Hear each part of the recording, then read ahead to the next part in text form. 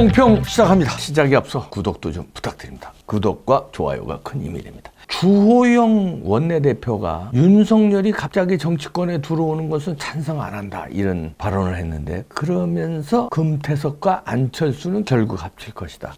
이건 저는 어떻게 해석하냐면요, 이래서 국민의힘이 안 되는 거예요. 국민의힘당이. 그래서 국민의 짐이 되는 거예요. 얼른 모신다고 그래야지. 그래야 총화 단결이 그래도 안 돼. 그래도 제가 볼 땐 그래도 안 되는데, 그나마 이런 노력, 자기네들이 뭔가 희망이 있는 국민적 지지를 받는 사람을 어디서든 모셔오겠다는 자세를 가져야 이게 자기네들이 이렇게 그라운드가 돼주고 밭이 돼서 훌륭한 사람들이 많이 들어오고, 지도자뿐만 아닙니다. 당원들도 마찬가지.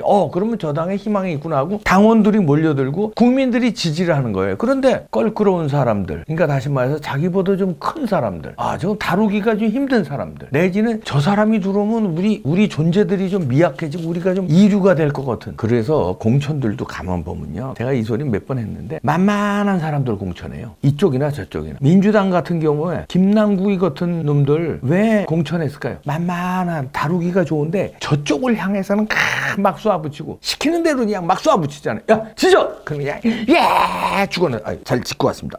잘했어. 이런 사람들 공천 주는 거예요. 근데 바른말하고 힘이 센 사람들, 저게 나를 밟을 것 같은데, 나보다 더 인기를 끌 것 같은데, 당을 나보다 더 장악할 것 같은데, 그러면 꺼리는 거지. 그러니까 되겠니? 그런 좁쌀 같은 마음 가지고. 그래서 국민의힘이 안 되는 거예요.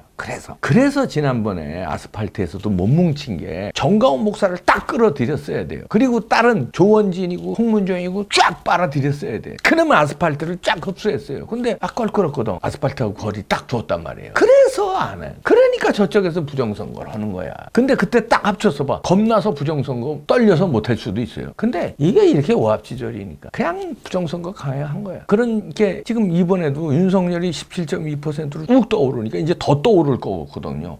그럼 강력한 야권의 대권 주자. 그러면 자기들, 그러니까 다시 말해서 그 알량한 권력을 가지고 있는 야당의 높은 사람들 있잖아요. 김종인, 주호영 등등 뭐 4선, 5선 이런 사람들 위치가 자기들이 위축되는 거야. 윤석열이 딱 들어오면 윤석열 판이 될 것 같으니까. 그러니까 뭐 갑자기 정치권에 들어오는 거 찬성 안 한다 그러면서 무슨 이유를 대는데요. 정치적 중립을 엄정히 지켜야 할 자리에 있는 분들이 현직에 있는 동안 정치 관련 이야기가 나오는 것 자체가 바람직하지 않다, 이런 얘기를 하고.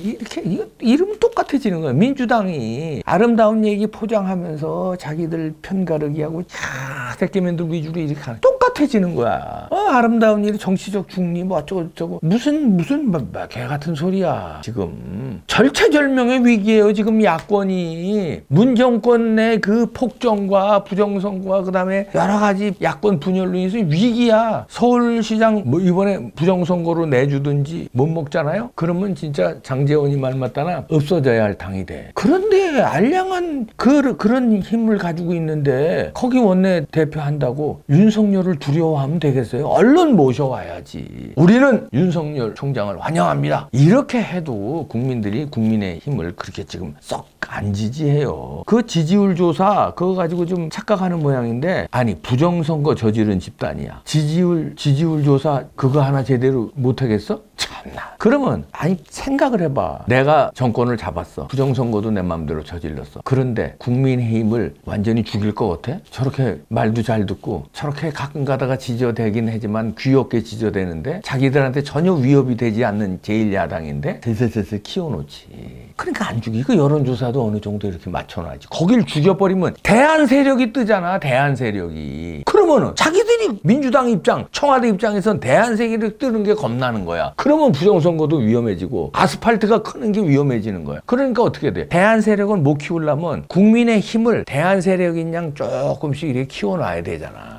별거 아닌 것들이니까 그냥 이렇게 방패막이로. 그러니까 지지율을 어느 정도 유지시켜주는 거예요. 그걸 모르고 자기들이 대안 세력이 있냐. 착각하지 말아요. 얼른 윤석열, 최재형 감사원장 이런 분들 쫙 힘을 합쳐서 가야 그나마 대안 세력이 돼. 그런데 그런 거물급들은 다 내치고, 자기들이 봤을 때 거물급이 아닌 금태섭, 안철수, 이거는 뭐, 근데 안철수는 결국 합친다 이건 나중에 안 합칠 걸 염두에 두고 뭐 합친다 이렇게 쇼하는 거고, 금태섭 정도는 얼마든지 들어와도 이제 요리할 수 있다.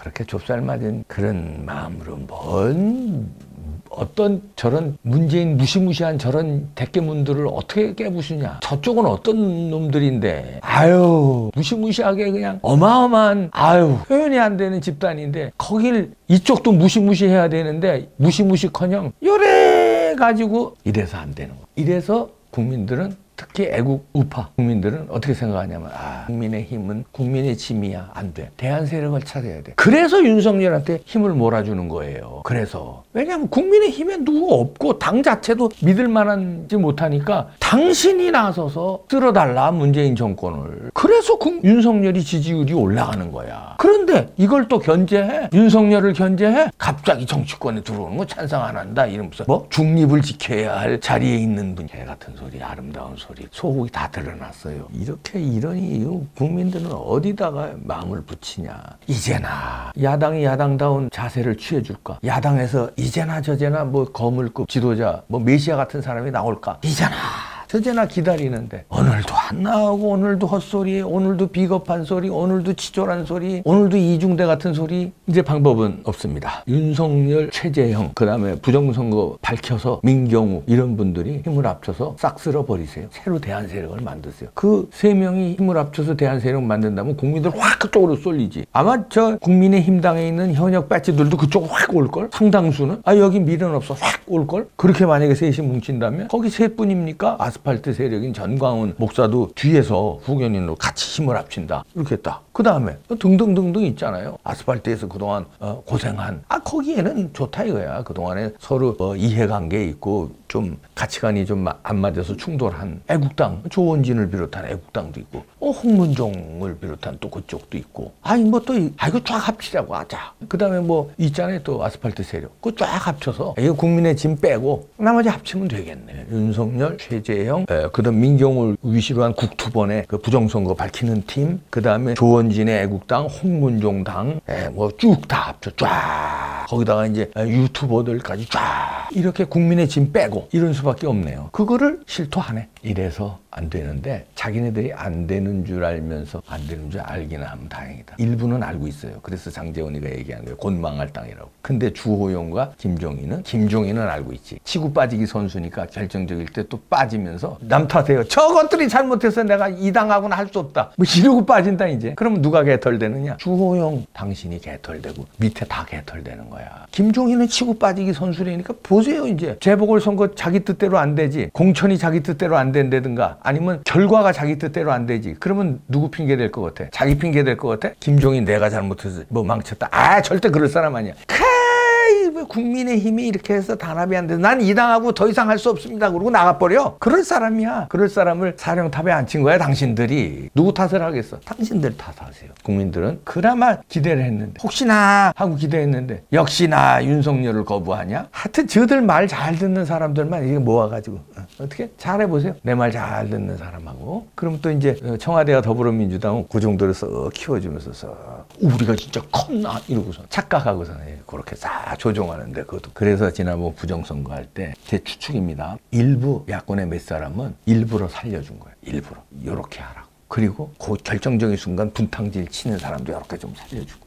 설계자가 설계를 할 때 간단히 설계하겠어요? 에이그 내가 설계해도 그렇게 설계하겠다. 야 여기서는 아무리 경상도라도 요거 살려야 돼. 왜냐하면 요 사람이 있어야 저쪽에서 분탕질 치고 싸우고 이래야 우리 유리하고 살려놓고 이 사람은 죽여야지 무조건.